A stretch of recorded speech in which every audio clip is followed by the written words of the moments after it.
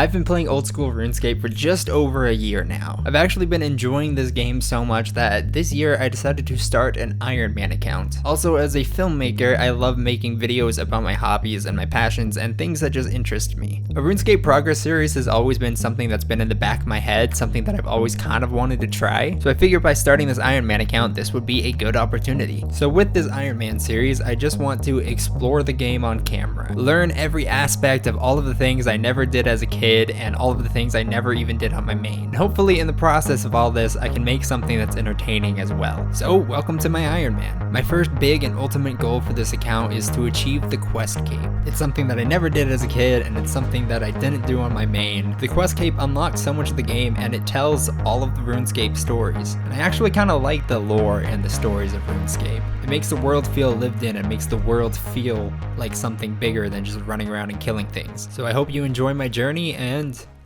let's get started.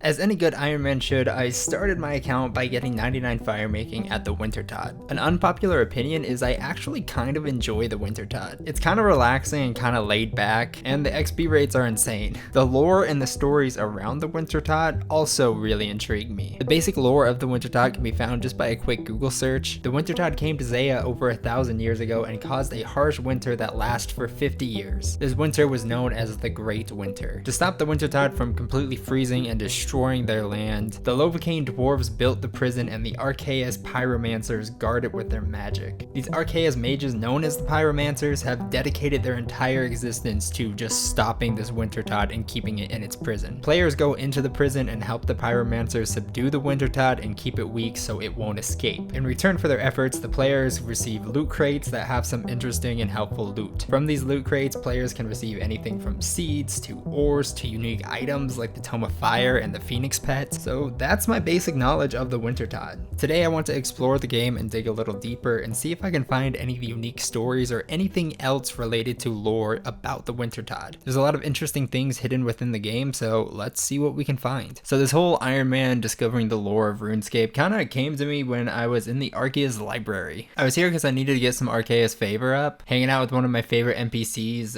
Legacia, and I came across this really interesting book called The Perils of the Wintertodt. This book intrigued me so much that I decided to make an entire series, spend countless hours on making a series for YouTube about the lore of RuneScape because of this book. God, I'm such a nerd. Kid a life chump. Basically, I'll sum up this book to you because who wants to read in-game books on RuneScape? Basically, this dude named Tristis worked on a farm and he was in love with his boss's daughter. It's kind of awkward. And then the Great Winter happened. The Wintertodt storm came. It came down from the north and just started murking everything. It was killing off everyone's chickens and cows. It was killing all their crops. Everyone was starving and suffering. It was a bad deal. Then Tristis, the dude who worked on the farm, he decided he was going to be a hero and not only win over the hearts of the girl he likes, but also be a hero to the whole Kourend. So he got some of the best armor and weapons that he could, and he set up the mountain to try and find the Wintertodt and kill it. But the Wintertodt storm was so cold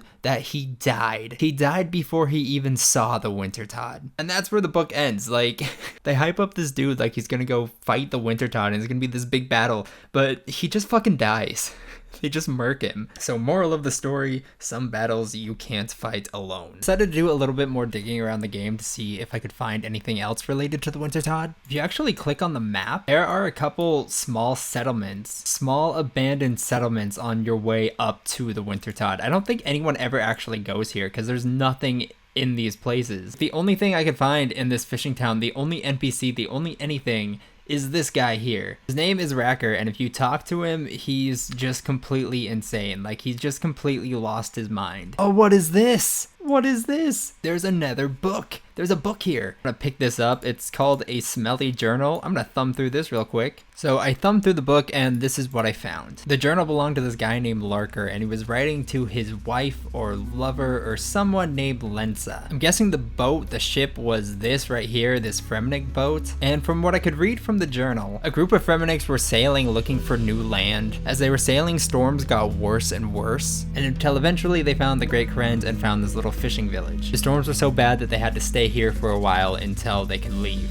Quote, "Great news, we've discovered a fishing hamlet in the cold tundra on the coast of this new continent." And quote, "The locals are quiet, but friendly. While they were here, they found a snake stone, and this stone started speaking to them. Quote, Jarder found a large snake stone in the recent catch. The locals seem wary of it. And quote, the snake stone lies. As the stone started making them all go insane, quote, Jarder has turned to drinking the ocean. He says it'll bring him closer to the gods. And quote, it spoke to me. I'm going to stay now. All the villagers started disappearing in the night. Our boy Racker here decided he was just gonna get rid of the stone and throw it into the ocean. His buddies didn't like that idea because now they worship the snake stone. So they quote, made an example of him. They basically beat this guy to a pulp and now he's insane. That is dark. There's a strange shell over here. Maybe this was the snake stone. It has like a ritual type thing around it. The book ends with Larker telling his wife to praise him, and tonight we ascend. It looks like they took this rope here, they ascended down, they all obviously died, and now nothing remains of this village and everyone is dead. So what I'm getting is the Wintertodt magic drove everybody insane, and they all killed themselves. Except Racker over here, who went insane because his friends beat him up. That is dark, man. So these next settlement ruins, I thought for some reason were locked behind a quest. I thought this whole area here on the map was locked behind the quest, the Ascent of Arceus. It turns out it wasn't. I went and did the entire Ascent of Arceus quest, and it turns out I didn't even need to do that to get to this area. So if you want to come check out this area, you don't need to do the quest. I'm just an idiot. Unfortunately, this entire area, this entire village is guarded by ice giants and ice spiders. So I went and got the best gear that I can. Honestly, I'm looking like an absolute stud. Got some food. I'm ready to explore. The first thing I'm noticing is I'm being attacked by everything. Ice spiders, these ice giants, they're all aggro to me, which is unfortunate. So the first big thing that I'm noticing about this settlement is there are frozen warriors everywhere. If you examine them, it just says, I wonder what happened to them. I can guess that they went into battle with the Wintertodt and they lost. I'm hoping that maybe in this area I can find a book or something that gives more details of this settlement, but unfortunately it doesn't look like there's anything in this area besides the ice giants and spiders and a bunch of frozen warrior corpses. This settlement here is pretty much dead. I decided to head up north from the settlement to this unmarked grave up here, and luckily for us there is an NPC, Ed. Let's talk to him and see if there's any information we can get about anything. Okay, so this was a dud. Talking to him, he basically just explains the Clue Hunter outfit to you and that he's looking for the helmet of the Clue Hunter outfit. There's absolutely no help in our quest of discovering this Wintertodt mystery. I guess it's not a mystery, just discovering what happened with the Wintertodt, just finding out lore. He doesn't help, he's useless. Unmarked grave, if we examine it, it just says a place for the dead. This whole settlement, this whole area really doesn't give us any more information. It just shows that people froze to death and Wintertodt destroyed this settlement. Kind of unfortunate, man. We did so much work to get here.